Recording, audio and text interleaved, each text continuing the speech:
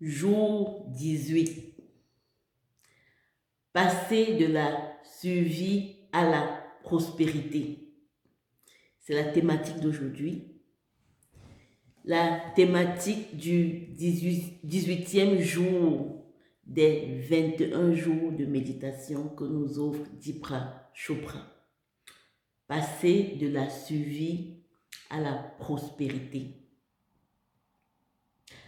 Je suis Mère Ngaye, pour ceux qui ne me connaissent pas. Je suis coach de l'âme et formatrice d'adultes. J'accompagne les individus et les groupes à l'accueil et à la réalisation de soi pour un mieux-être personnel et collectif. Donc aujourd'hui, nous allons parler de la survie et de la prospérité. Avant d'aller dans le vif du sujet, je vous invite à prendre un petit moment pour vous. Vous pouvez mettre la vidéo en pause si vous voulez et posez-vous la question suivante. Dans ma vie aujourd'hui, à l'heure actuelle, maintenant où je me trouve, est-ce que je suis en mode survie ou est-ce que je me sens évoluer? Et après, vous pourrez me mettre dans les commentaires comment vous vous sentez. Êtes-vous en mode survie ou vous avez le sentiment d'évoluer dans votre vie? Je me réjouis de vous lire. Donc, quand on parle de survie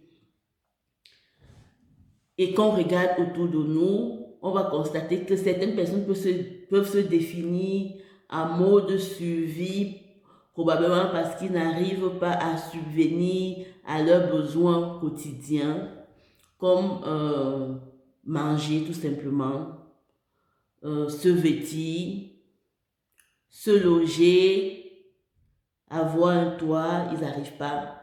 Et ces personnes-là peuvent se dire qu'ils sont en mode survie. Par ailleurs, quand on regarde aussi de l'autre côté, on constate aussi qu'il y a certaines personnes qui arrivent à faire tout cela. Ils arrivent à se nourrir, à se loger, à se vêtir, à avoir des loisirs et tout ça. Mais ceux-là aussi, ils sont en mode survie parce qu'ils ont installé dans leur vie une certaine routine. Ils se lèvent à la même heure, ils prennent une douche, une toilette, ils se préparent, petit déjeuner, plus ou moins à la même heure, ils vont au travail, ils rentrent, ils vont faire des courses. En fait, ils ont déjà leur petite routine comme ça. Ils font le souper, ils font le dos et demain, ça recommence. Et la question est, est-ce que ce comportement nous amène vers la prospérité? Parlons de la prospérité. Est-ce que la prospérité, c'est faire comme tout le monde, avoir une belle maison, une belle voiture, se marier, avoir des enfants, en fait reproduire l'image sociale parfaite de la réussite? Est-ce que c'est ça la prospérité? Revenons à toutes les thématiques que nous avons abordées durant les précédentes méditations. On voit ici que ceux qui ont tout ça, à un moment parfois, ils ressentent au plus profond de l'insatisfaction. Qui dit insatisfaction veut dire qu'ils ne sont pas heureux. Pourtant, ils ont tout ce que l'image sociale nous renvoie de réussite. On peut le constater par rapport à un monsieur peut-être marié dans la quarantaine qui décide de divorcer pour se remarier à une plus jeune. Parce que peut-être en route, il a compris que se remarier, c'était ça le bonheur. Ou un jeune enfant qui a tout pour être heureux, il est issu d'une famille riche, il a tout vraiment sur le plan matériel pour être heureux, mais au fond de lui, il ressent un manque. Il n'est pas satisfait de sa vie. Les exemples comme ça, vous pouvez en citer plus que moi. Hein? Vous pouvez en citer plus que moi. Donc, c'est dit que, est-ce que la prospérité réside dans tout ce qui est à l'extérieur de nous? Ou la prospérité réside dans nos routines? Donc, tous ces aspects que je viens d'évoquer mettent en lumière le facteur séparation. On ne peut pas parler de la prospérité quand des parties de nous vivent étant séparées. Quand des parties de nous vivent étant séparées de leur source. On avait parlé de l'intégralité, la complétude, qui est un état où on a le sentiment de satisfaction, de bien-être, de joie et qu'on ne manque de rien. Ce sentiment, on peut le retrouver dans notre conscience. Autant l'intégralité que la séparation, tous ces deux aspects, on le retrouve dans notre conscience. Le fait est que si on focalise sur toutes les parties de nous qui sont séparées et qui sont insatisfaits, on contracte notre organisme, on vit dans la peur, on vit dans une certaine énergie qui n'est pas bénéfique pour nous. Le secret pour quitter de la survie vers la prospérité, c'est être capable de faire des choix. Mais des bons choix, des vrais choix. Des choix qui reflètent exactement ce que nous voulons. Des choix qui nous mènent vers l'évolution. Des choix qui nous font avancer vers un mieux-être. Et non des choix qui nous emprisonnent,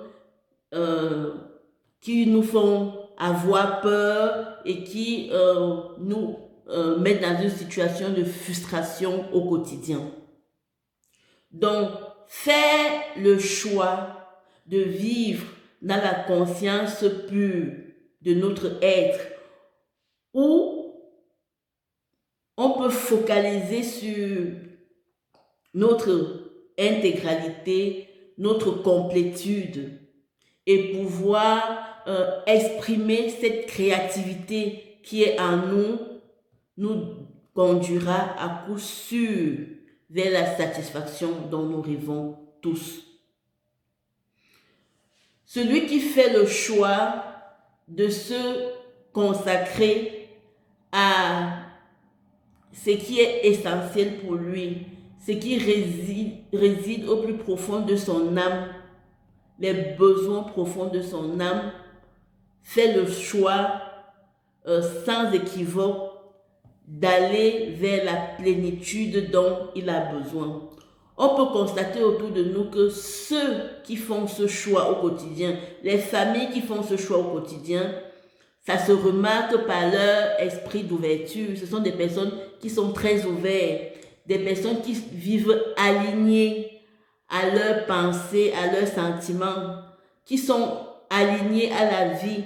Ce sont des personnes qui montrent une certaine joie de vivre.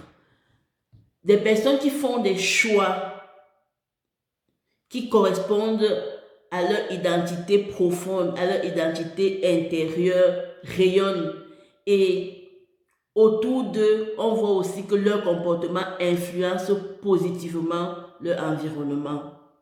Pourtant, les personnes qui font les choix qui ne sont pas alignés à leur intégralité à leur raison d'être intérieure, manifestent aussi autre chose.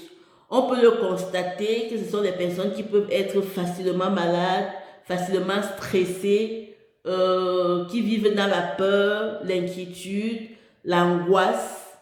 Et malheureusement, ça a aussi des effets sur leurs environnements. Donc aujourd'hui, faisons le choix. Faisons le bon choix. Et sachant que même si on n'est pas né avec, on est capable d'apprendre. Et si on fait le choix d'apprendre, de changer et de se consacrer à ce qui est le plus important pour nous, on va voir des résultats au quotidien. Le choix d'aller dans sa conscience peut aussi s'apprendre par la méditation. Parce que la méditation est un espace privilégié pour nous où notre créativité, notre raison d'être, notre désir d'évolution s'exprime de manière authentique. Donc, faisons le bon choix. Faisons le choix de prospérer. Faisons le choix de quitter de la survie pour aller vers la prospérité. Alors, passons à la pensée centrale d'aujourd'hui. La pensée centrale que nous devons garder en nous, qui va nourrir notre esprit et qui va nous orienter vers les choix qui ont du sens pour nous. Je crée l'épanouissement pour moi-même et pour tout le monde autour de moi. Je crée l'épanouissement pour moi-même et pour tout le monde autour de moi. Ensemble, créons l'épanouissement pour nous et laissons cet épanouissement se diffuser autour de nous. Voilà, nous sommes arrivés au terme de cette vidéo. Si vous avez aimé, si ça vous a apporté quelque chose de plus dans votre vie, alors je vous remercie de la partager autour de vous. De la partager afin que les personnes qui ont le plus besoin puissent écouter. Comme vous le savez, mon désir et mon plaisir, c'est de répondre aux besoins de votre âme. Et ça, c'est ma priorité. Alors, rendez-vous demain pour la prochaine vidéo. Et nous serons au jour 19. À bientôt.